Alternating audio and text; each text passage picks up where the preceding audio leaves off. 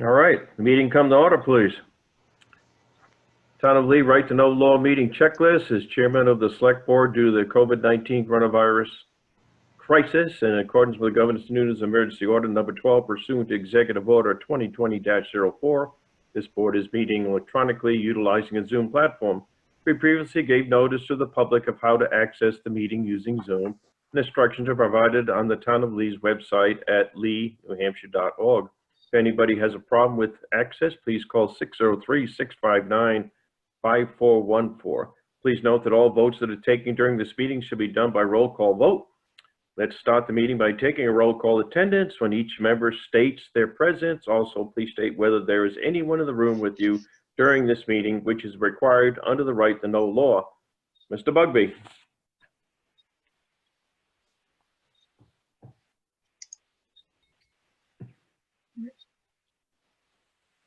I thought I saw him. Again, it looks like he's here. He's on the list.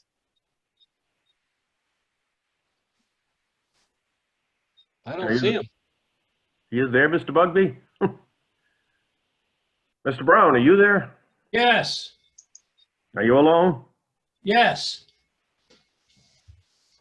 I'm here, John LaCourse, and I am alone as well. Mr. Bugby?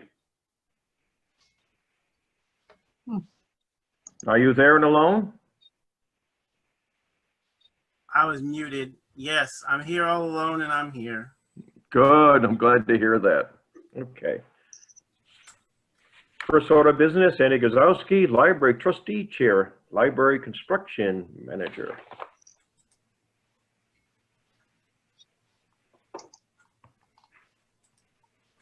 And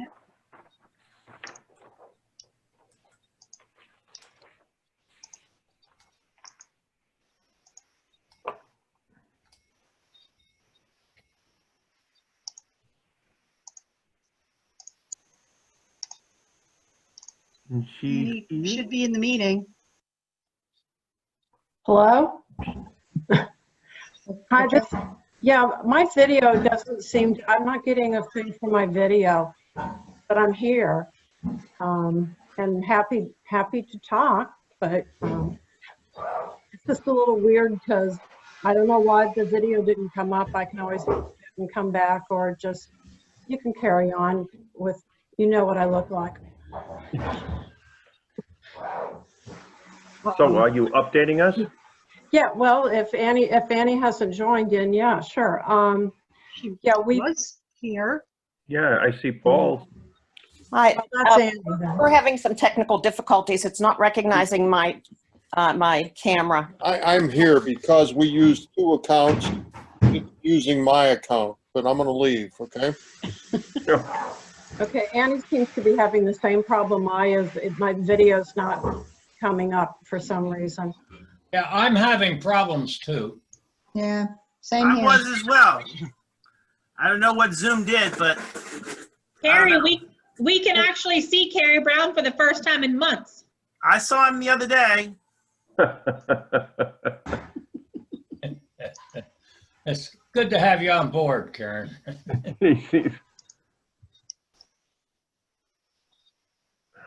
I don't know exactly why this is happening. Well, we can hear you, so you can certainly still proceed that way. I want to get rid of this so I can look at my notes that I need to look at, and I can't get rid of your screen. But I'll talk from this, and then Katrinka's there too. She can add some extras. We met with 3 different companies, Groen, Bowen, and Milestone. And we went through about 5 different things that we thought were really important, whether or not they'd done work with libraries, whether or not what kind of materials and sustainability issues they used, a number of things about subcontractors and whether or not they'd be willing to work with volunteers, and also how they related with the community.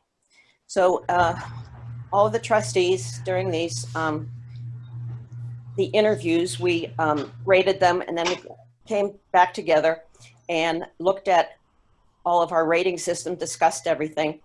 And we feel that Milestone is the company that will do the best job for us.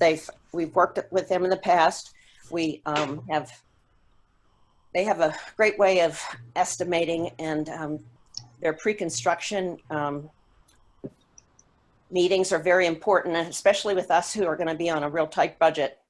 So we have also, one of the big reasons we want to choose Milestone is because they worked with the Epsom Library, and they had it phased in such a way so that they could work on certain things and then wait until they were able to fundraise and raise more money to complete the next phase. So we thought that that was very important. It was also important that the companies would be able to work and keep the library open. And Milestone has done that in quite a few. In fact, they're working on a couple of libraries right now that they're completely open, but they're really doing a lot of renovation and construction at the same time.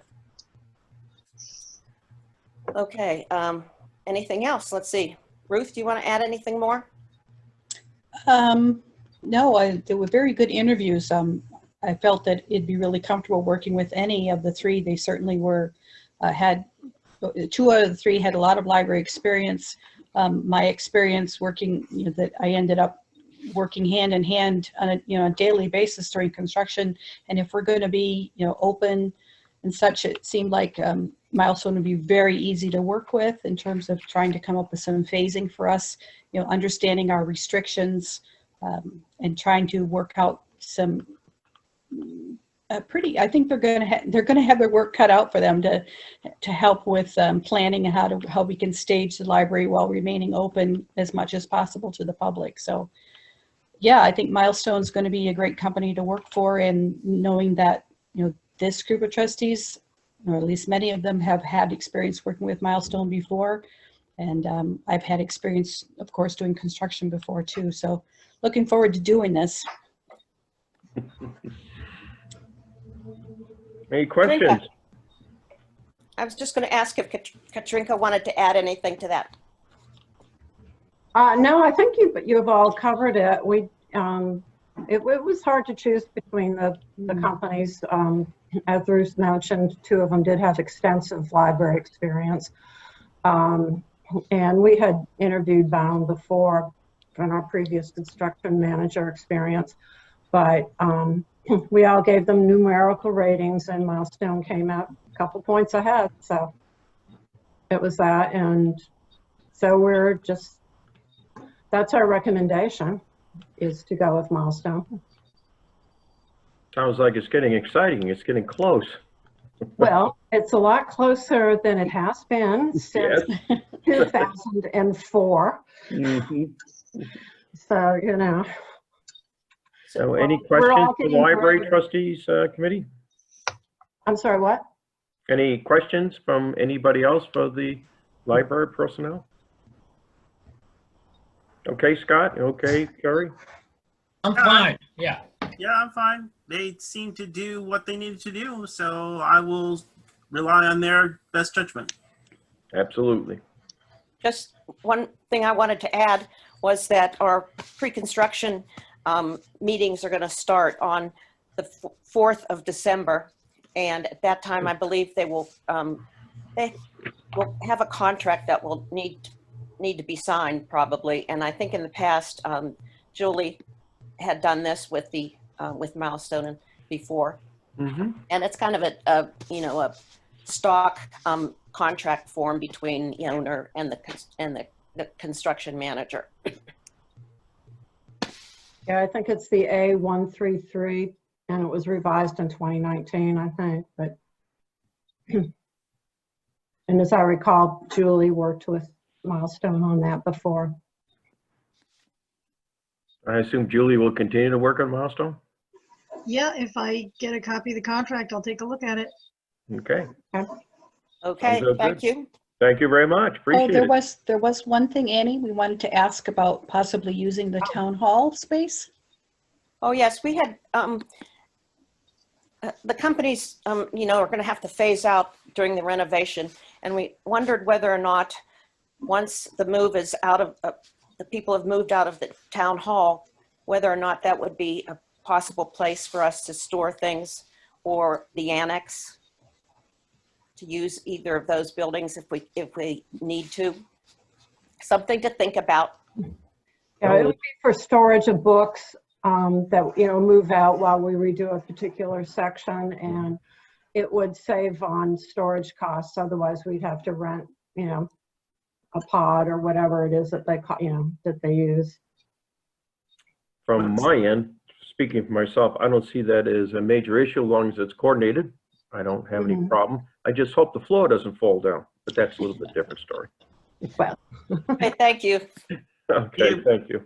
John, can I ask him a question? Please. What's your time frame for this, Annie, in terms of storage area? Oh, it wouldn't be until closer to the spring. Okay.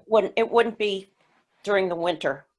So just one thing, John, we've given the Historical Society permission to use the annex after Bill and Karen move out. So Correct. Oh. I don't have any problem with them moving into the town hall, but the annex, we've already kind of given them use of that. Okay, thank you for that information.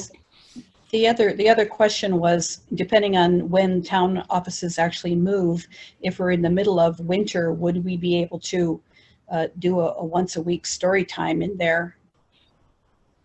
Because we're having them outside right now, and the space in there would allow us to spread out for COVID. It's just, I know you're probably delaying your move another month or so. So that was just the other question I had. Again, I don't see that as a major issue at this point, long as we can practice COVID as much as we can. Yeah. Yeah. Anything else? Okay, thank you. Thank This you. was- Thank you for the update. Let's move on to the next one. Dawn Jeans, Conservation Commission Chair, Lee Trails Committee. I don't think she's on the meeting. I don't see anybody flashing. We'll come back.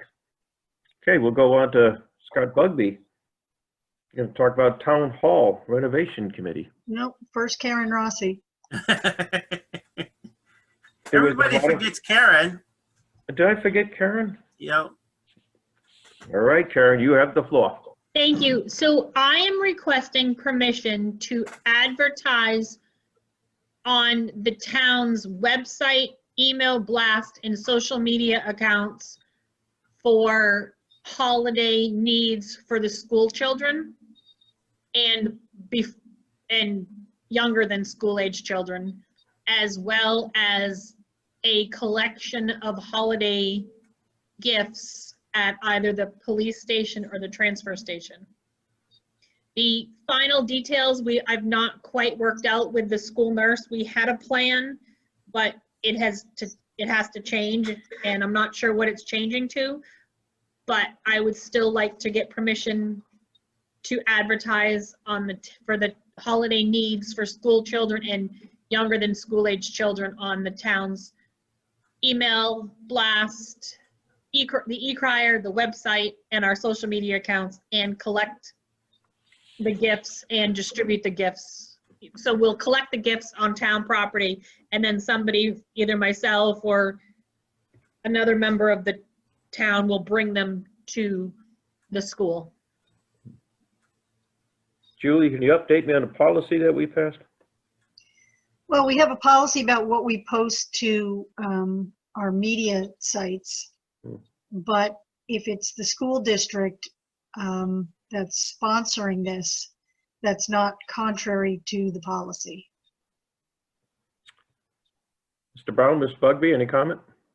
I'm all for it. I just wonder if we need to put some boundaries on, if you would, the gifts relative to, I mean, if you get all female gifts, you know, I'm just trying to understand how we make sure somebody doesn't get a bicycle and another one gets a coloring book, that's all. But is that the school that's gonna do that, or? Yeah, so typically in the past, the school has sent out letters to all of the school-age children for them and their family members for what their needs were. But over the last few years, every year, the communication between the school and the families is less and less. So the need has not being met. So this year I was discussing with the school nurse and she thought that we would put a survey out online, asking people to go online and register for their needs. And that would cover all school age, all children from 0 to, like 16 or 18. And then we were going to do something like a registry. So once everybody registers and puts in what they need, she was going to put a registry online. So like just say Carrie and his wife could go online, see what's needed, and then return it to a space which we were thinking would be the transfer station, because they're open 3 days a week and somebody can man the collection box. But the school nurse got to me today and that's not going to work for this year. So she's trying to figure out something else to do. She's having a hard time reaching the entire community. She's not exactly sure how and why. Yeah. But this way they've used in the past has not been working. Okay, well, listen, this is near and dear to my heart, honestly. So count me in to help and to donate and whatever. It's a great thing and we need to do it. Thank you, I appreciate that. Mr. Bugby? And Karen, it's usually like the sex of the child, the age, and what it is, correct? Correct. Usually, so in the past, it's been boy, age 9, likes pink, needs socks, underwear, and a doll. Okay. But she's not getting the response of the needs, so kids are not getting what they need. So she's trying to figure out a different way to reach the community. And Okay. she was thinking that, everybody's so used to doing everything online that maybe that's what we need to do, but I don't know what we're going to be able to accomplish this year, but I want approval. So if she does say, okay, this is what we're going to do, I want to be able to do it and not have to wait for another selectmen's meeting because, All right. it's fast approaching. All right. The only issue I would have is just make sure you keep calling it holiday gifts and not Christmas or that kind of stuff. So, Thank you. Ms. Glover is drilling that into my head. all right. So just as long as it's holiday season, not Absolutely. And we like to, Kwanzaa or, whatever. So, and we don't want a kid to go without, even if it's February. So, okay. we try to do whatever we can. Sounds fine. Thank you. Make it unanimous. I totally agree. I think it's a good use. And obviously there's need out there. Thank you, Karen. All right. I guess Thank you all. we'll move on at this point. How about now, Mr. Bugby? Last meeting, I spoke to the board about thinking about what's the next phase.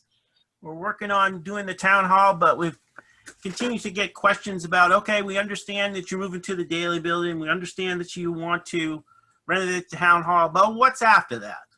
When's the other shoe going to drop? How much is this going to cost me?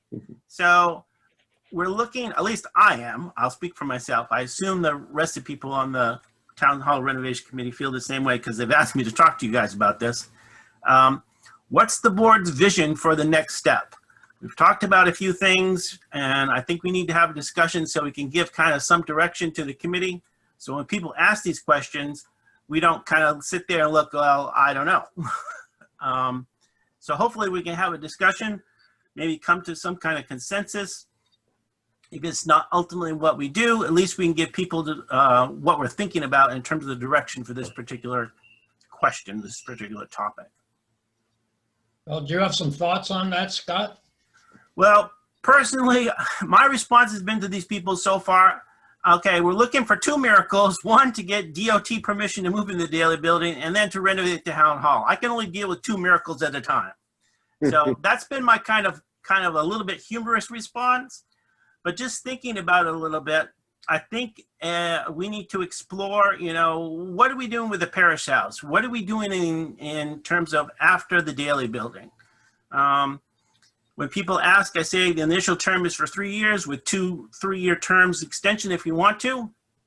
And they said, okay, after 9 years, you guys are going to move out. Where are you going to go? So I think we need to explore what we're going to do after whatever those time periods are. I think we need to look at some other kind of facility to house those particular functions. Maybe it's something we put on to addition to the parish house. Maybe it's a separate structure. Maybe we get rid of the parish house. I don't know. But I think we need to explore what we're going to do after the Daly building.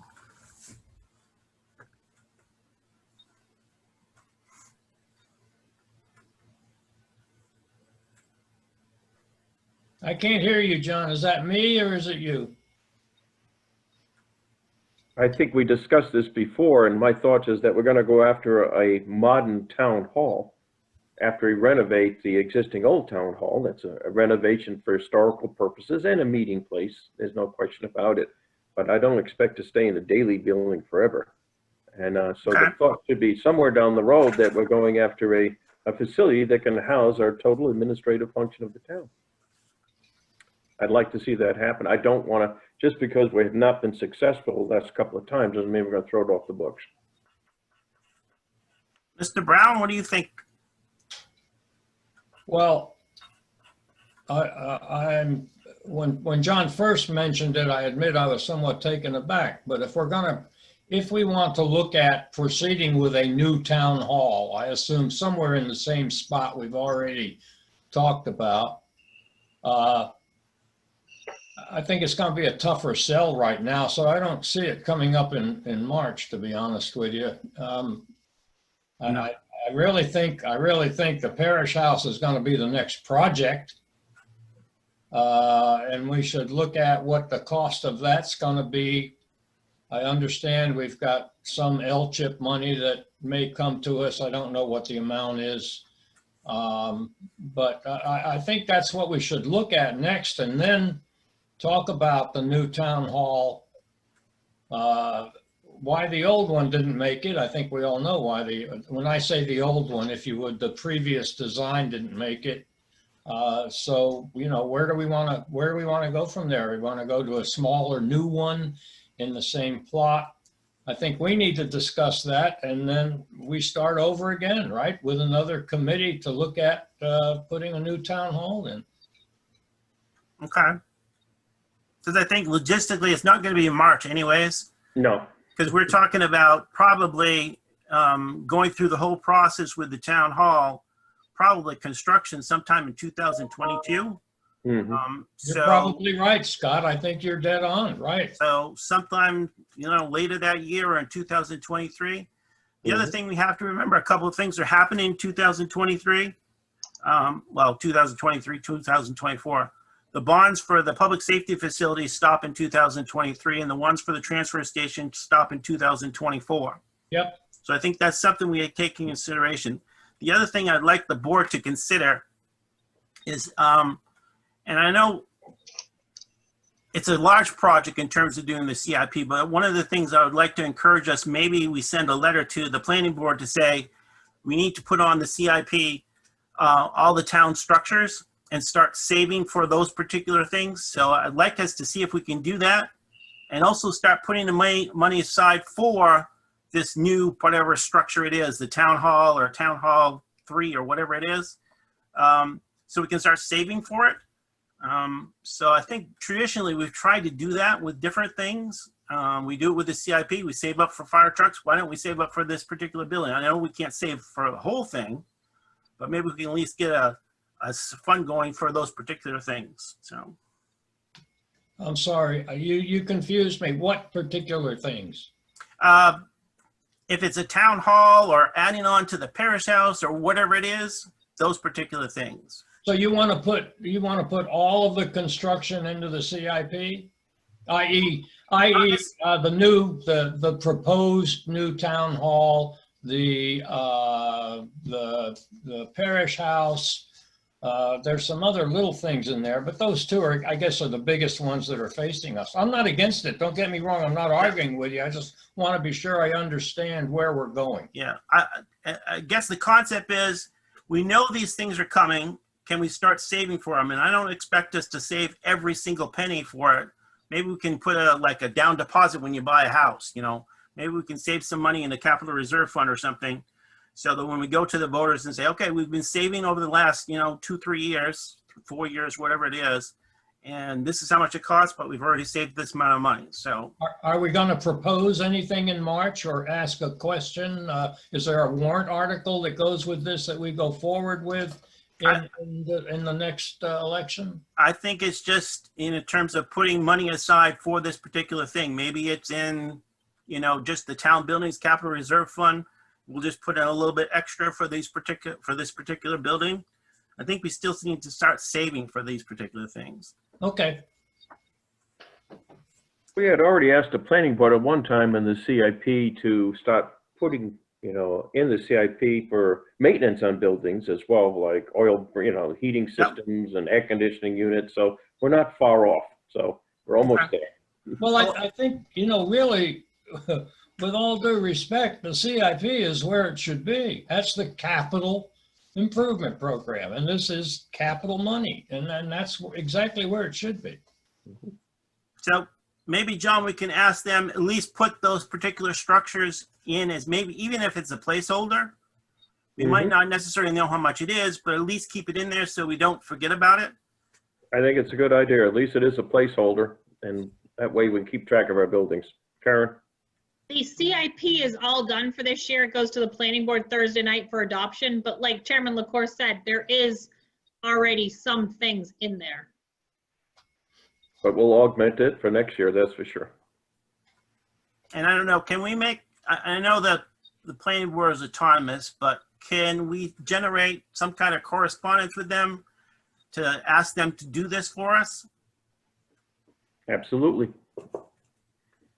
Can Who's we that come task, from? can Julie? we task the town administrator to do that, that the board would encourage them to put in all the buildings, even if they're placeholders? Sure. If we're going to have separate capital reserve funds, wouldn't the warrant article to create the capital reserve fund come first? Well, I'm just thinking we can use the one that's already there. And we can, how do you say, kind of like identify the money within that capital Yeah. reserve fund for that particular building or structure or so forth. Okay. So I believe in terms of the language for the town buildings capital reserve fund is building new buildings or maintaining them. So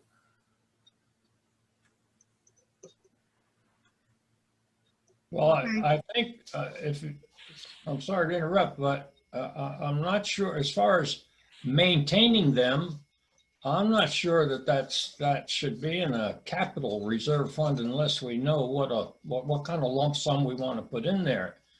I mean, maintenance is kind of an ongoing, recurring, you know, based on the state as it is, as it evolves, whatever. Whereas building a new building, if that's what we're talking about, or refurbishing the parish house, you know already that's most certainly capital money. Maintenance, generally speaking, is going to be a recurring expense that happens over a period of time. I don't know how you're going to identify the amount.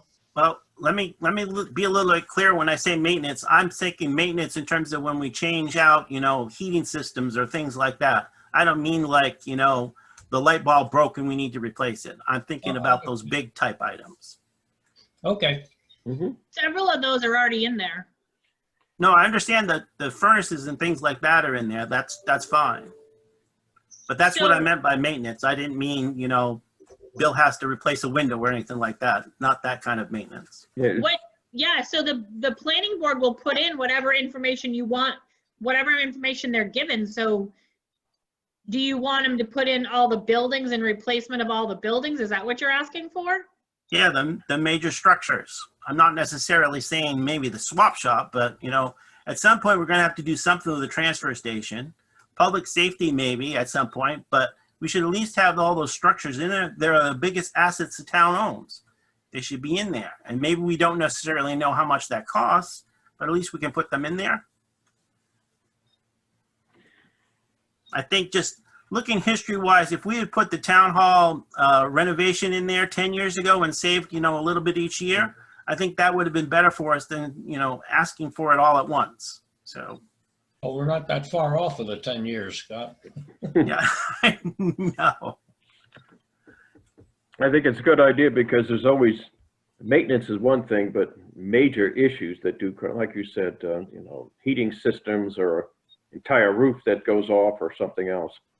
So it can't hurt. Also keeps track of the inventory of the buildings that we have. Yep. So let's make that happen. All right. Thank you, Scott. I will share this with the Town Hall Renovation Committee. In terms Thank of you. this particular vision. All right. Thank you very much for your time. Julie Glover, Town Administrator.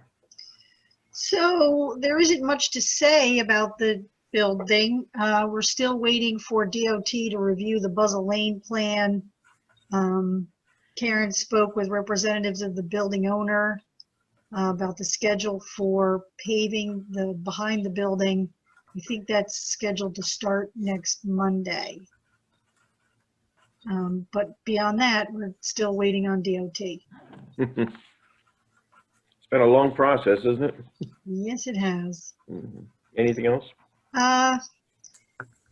Well, we may also want to talk about a revised move-in date. Right now, we have December 8th as a placeholder because that, once we missed the November 1st date, I think it was the November 1st date, December 8th was the soonest date I could get with the moving company. But there's been some discussion among staff that the tax bills are due, I think it's December 16th. And do we want to move right before that happens? So there's been some talk of postponing until after the first of the year. Can I throw out something? I know this is very disobedient of me, but what can they do to us if we just move in and start doing our business there? What is DOT going to do? I don't know. I hope you know where I'm going here. This keeps getting put off, and I'm getting a little frustrated myself. Well, I don't know myself. Karen, can you tell us? Are they going to come and take us away to jail? Are they going to I don't know what they would do for us, but I do know what opens up the whole big liability can. Because if you're supposed to do X, Y, and Z and we don't do it, who's the best person to sue if something happens? Town of Lee. That's the issue. I guess we wait. And with respect to when we move in, I don't have no limitations. I guess I'll leave it up to staff. I have a formal discussion at this point. Okay. When it's available and more effective for you to do the move. I kind of agree with Scott. I don't see why we just can't move in. Liability. I mean, so we use the back door, you know, I mean, instead, but if they want to mark up 125 for a left turn lane or a right turn lane, okay, so be it. But it's no different to me. I'm moving into a house. It's a vacant building. We're leasing it. We move in, we go in the back door. Well, like everything else, we passed a motion a while back that we're supposed to follow our own rules and regulations. It wouldn't look too good if we keep trying to bypass them. Well, I don't know that we're bypassing them. We want them to do their thing. We're just not on the same schedule. Mm-hmm. Well, in that respect, John, there's no rule in the town that we have ordinance that we need to abide by this. This is a state thing. So I understand I that. hear where you're coming from. I'm just expressing We're my not exempt. frustration at the process. We're not exempt from driveway permitting. So it's a nice disobedient thought. We're going to leave it that way for now. That's it. Thank you on that one. Number 6, I move to accept the consent agenda as presented. 7. Did the You mean number 7? 7? Well, 7. Mine says Second. 6. That's all right. I must have an older version. A second? All right, we have a second. Roll call vote. Mr. Bugby? Yes. Mr. Brown? Yes. Ms. LaCourse, yes. Motion carries. Any other miscellaneous unfinished business? Can I ask a question? I had an issue with 7B. Denise, did you fix that?